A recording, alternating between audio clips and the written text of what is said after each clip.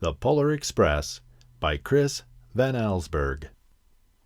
On Christmas Eve many years ago, I lay quietly in my bed. I did not rustle the sheets. I breathed slowly and silently. I was listening for a sound a friend had told me I'd never hear. The ringing bells of Santa's sleigh. "There's no Santa," my friend insisted, but I knew he was wrong.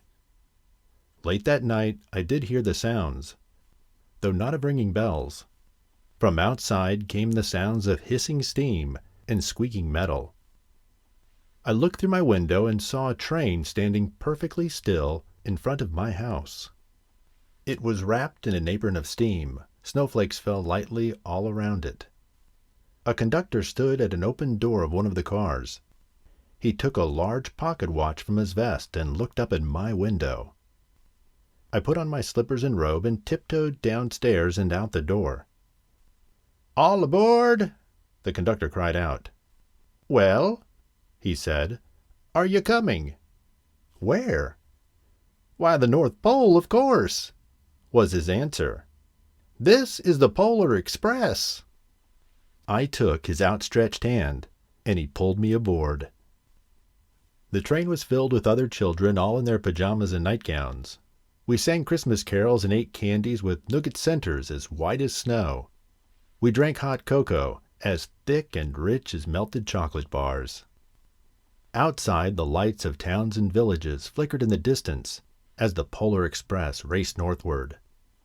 Soon, there were no more lights to be seen.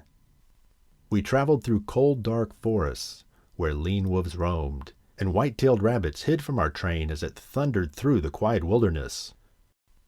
We climbed mountains so high it seemed as if we could scrape the moon. But the Polar Express never slowed down. Faster and faster we ran along, rolling over peaks and through valleys, like a car on a roller coaster.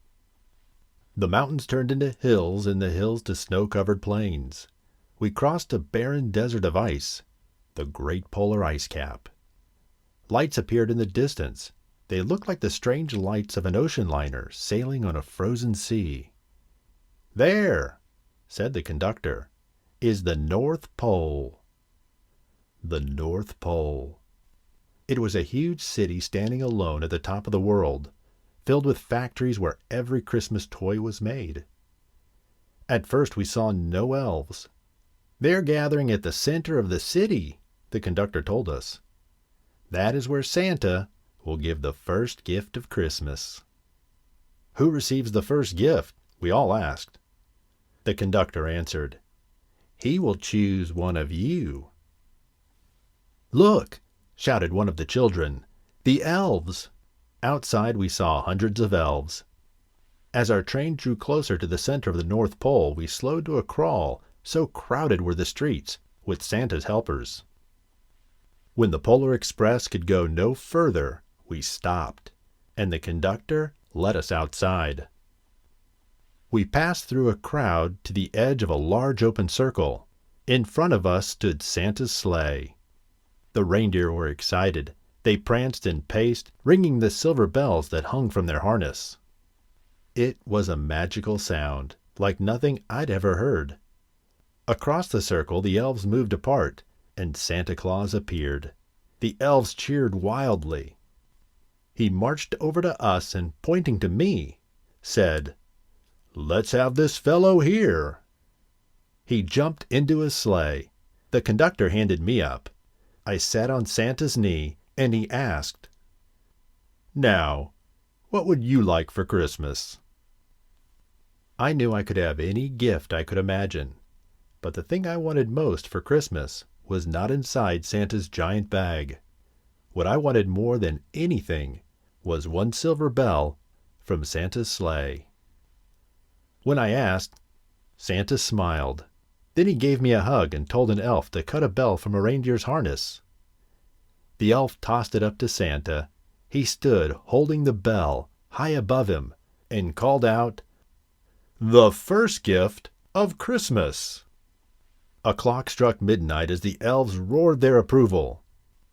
Santa handed the bell to me and I put it in my bathrobe pocket. The conductor helped me down from the sleigh. Santa shouted out the reindeers' names and cracked his whip. His team charged forward and climbed into the air.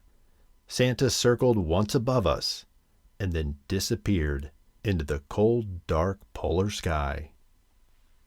As soon as we were back inside the Polar Express, the other children asked to see the bell. I reached into my pocket, but the only thing I felt was a hole. I had lost the silver bell from Santa Claus's sleigh. "Let's hurry outside and look for it," one of the children said. But the train gave a sudden lurch and started moving. We were on our way home. It broke my heart to lose the bell. When the train reached my house, I sadly left the other children. I stood at my doorway and waved goodbye. The conductor yelled something from the moving train, but I couldn't hear him. "What?" I yelled at him. He cupped his hands around his mouth. "Merry Christmas!" he shouted. The Polar Express let out a loud blast from its whistle and sped away. On Christmas morning, my little sister Sarah and I opened our presents. When it looked as if everything had been unwrapped, Sarah found one last small box behind the tree. It had my name on it. Inside was the silver bell. There was a note. "Found this on the seat of my sleigh. Fix that hole in your pocket." Signed, Mr. C. I shook the bell. It made the most beautiful sound my sister and I had ever heard. But my mother said, "Oh, that's too bad." "Yes," said my father, "it's broken." When I'd shaken the bell, my parents had not heard a sound. At one time, most of my friends could hear the bell, but as years passed, it fell silent for all of them. Even Sarah found one Christmas that she could no longer hear its sweet sound. Though I've grown old, the bell still rings for me, as it does for all who truly believe.